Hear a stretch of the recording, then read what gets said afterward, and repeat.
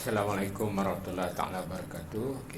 Untuk hari ini satu lagi perkara yang saya nak kongsikan berkaitan dengan bidang teknologi khusus injection molding. Di mana pada hari kita nak tengok sikit berkaitan dengan satu elemen penting.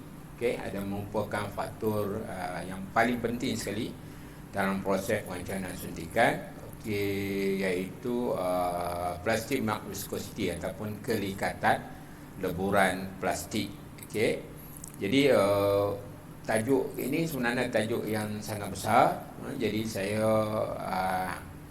sekiranya kita nak membahaskan panjang lebar berkaitan dengan tajuk ni, mungkin akan makan masa 2-3 hari lah, baru boleh selesai. Tapi untuk sesi kali ini saya cuma nak berkongsi secara ringkas. Sekiranya tuan-tuan, puan-puan, adik-adik, anak-anak pelajar sekalian, rakan-rakan di industri dan sebagainya yang berminat untuk mengetahui dengan lebih lanjut berkaitan dengan bidang ini, berkaitan dengan tajuk ini, yang relate ataupun yang berkaitan dengan pelarasan parameter juga. Kita ada kursus di sini, kita ada kursus jangka pendek dan kita ada kursus sepenuh masa untuk pelajar-pelajar sepenuh masa dalam bidang teknologi juga akan belajar berkaitan dengan perkara ini. Dan kita juga ada sediakan kursus jangka pendek, iaitu systematic molding, yang akan membincangkan tajuk ini secara teori dan praktikal, untuk mendapatkan satu kaedah pelarasan parameter yang paling optimum, untuk dapatkan nilai atau untuk mendapatkan kualiti produk yang optimum. Jadi untuk hari ini, macam saya katakan, saya akan pergi sepintas lalu saja berkaitan dengan tajuk ini. Sebab tajuk ini kita tak dapat nak bincangkan secara panjang lebar secara visual macam ni. Jadi kita kena lakukan secara hand on ataupun secara bersemuka untuk mendapatkan impact, mendapatkan kesan yang lebih baik, untuk mendapatkan pemahaman yang lebih jelas berkaitan dengan perkara tersebut lah. Tajuk yang saya nak bincangkan kat sini adalah berkaitan dengan macam saya katakan tadi, plastic mark viscosity ataupun kelikatan leburan plastik. Di mana kelikatan leburan plastik adalah merupakan satu elemen ataupun ada satu unsur yang sangat penting, merupakan faktor yang sangat-sangat penting untuk memastikan kualiti produk kita dalam keadaan yang stabil. Sekiranya kita dapat mengawal kelikatan leburan ni dan menjadikan dia stabil, seragam sepanjang proses pengeluaran kita boleh hasilkan kualiti produk yang stabil juga. Jadi kita lihat sedikitlah berkaitan dengan mark viscosity ni, di mana kita tahu kelikatan leburan ini dia bergantung sepenuhnya kepada suhu. Kelikatan bergantung kepada suhu, di mana apabila suhu meningkat, kelikatan akan berkurang, bermaksud kelikatan akan jadi lebih cair. Kiranya suhu ataupun temperature ni rendah, kelikatan akan jadi tinggi. Itu maksudnya dia akan jadi lebih pekat, lebih likat. Itu perkara-perkara yang kita kena faham terlebih dahulu lah. Temperature ini juga dalam proses injection kita boleh datang daripada dua sumber yang berbeza lah. Yang pertama, temperature ini datang daripada barrel setting kita ataupun pelarasan pada bahagian barrel. Yang keduanya, dia boleh datang daripada injection speed dan juga screw speed semasa pengambilan dan proses suntikan berlaku. Mungkin kita secara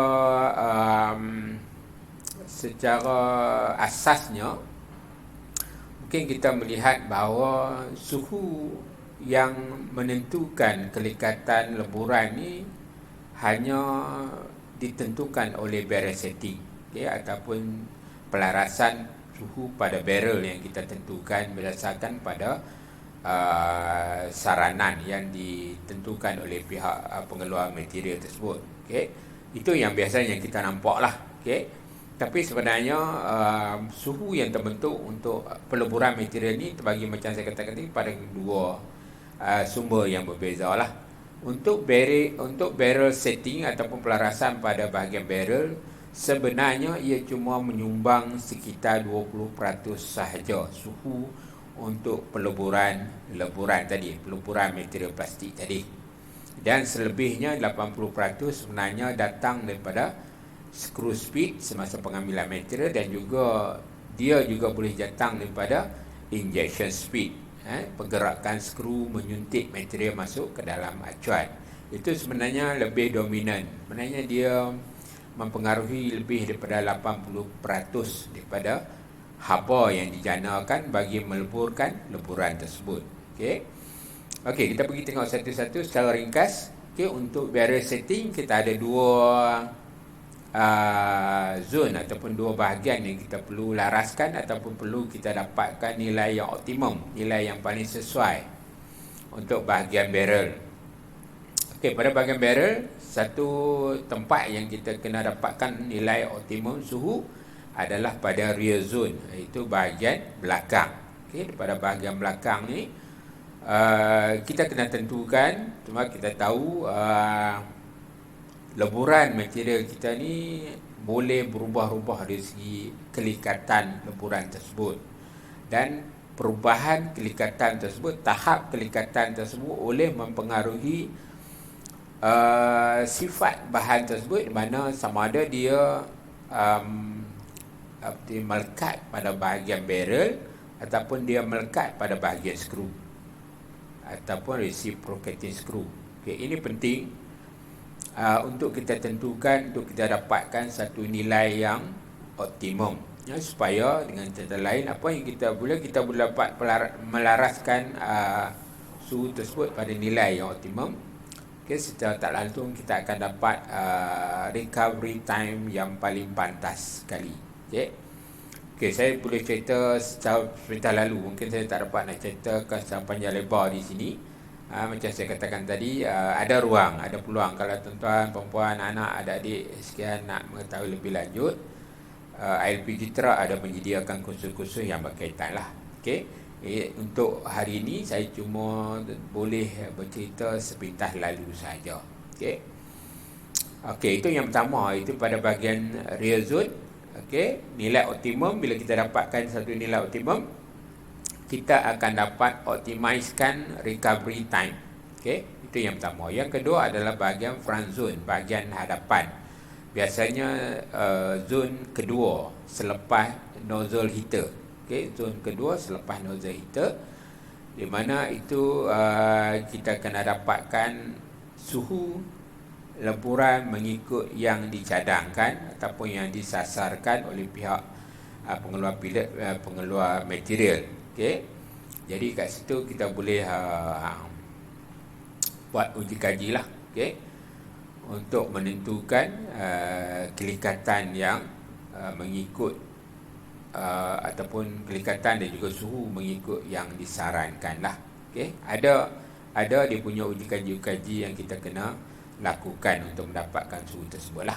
Okey, itu dari segi barrel setting. Okey, untuk injection speed dan injection screw speed juga memainkan peranan, macam saya katakan tadi, yang melibatkan satu nilai yang besar, portion ataupun pengaruh yang besar, lebih kurang 80%. Jadi dalam proses untuk mendapatkan injection speed optimum dan screw speed optimum, kita boleh tentukan berdasarkan juga pada uji kaji tertentu, di mana dalam proses menentukan injection speed optimum ni, antara lain apa yang kita akan tentukan adalah kita akan tentukan fasa injection, kita akan tentukan apa yang kita namakan sebagai Imoll rheology curve. Okey, lengkuk rheology, Imoll rheology curve, itu yang pertama lah. Kemudian kita juga akan tentukan juga adalah berdasarkan kepada injection speed linearity. Uji kaji yang kedua. Uji kaji yang ketiga yang kita boleh buat untuk menentukan optimum injection speed ni adalah cavity imbalance study. Okey. Okey, selain daripada itu juga, apabila kita dah siapkan ketiga-tiga uji kaji ni, kita boleh dapatkan satu nilai injection speed yang paling optimum, yang paling sesuai.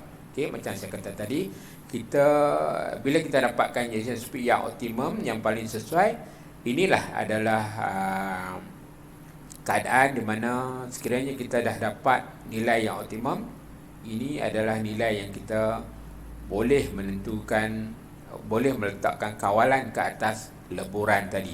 Okey. Tapi sekiranya kita tak dapat injection speed yang optimum tadi, mana kita sukar untuk mengawal leburan tadi. Ini penting. Okey, dan seterusnya kita juga perlu dapatkan optimum untuk holding phase dan juga gate freeze of time. Ini penting untuk menentukan, untuk memastikan bahawa proses kita tu tidak berada dalam keadaan yang betul-betul optimum. Okey, jadi macam saya katakan tadi, bidang ni ataupun tajuk ini adalah tajuk yang besar dan saya tak dapat nak bincangkan keseluruhan kat sini. Jadi insyaAllah kalau diberi kesempatan, kita akan boleh datang ke LP untuk kita sama-sama berkongsi ilmu secara teori dan juga praktikal. Jadi untuk tajuk ni di sini saya rasa kita akan hentikan di sini untuk kali ini, dan kita akan bertemu di ruangan yang akan datang. Jadi saya sudahi dengan Assalamualaikum warahmatullahi taala wabarakatuh.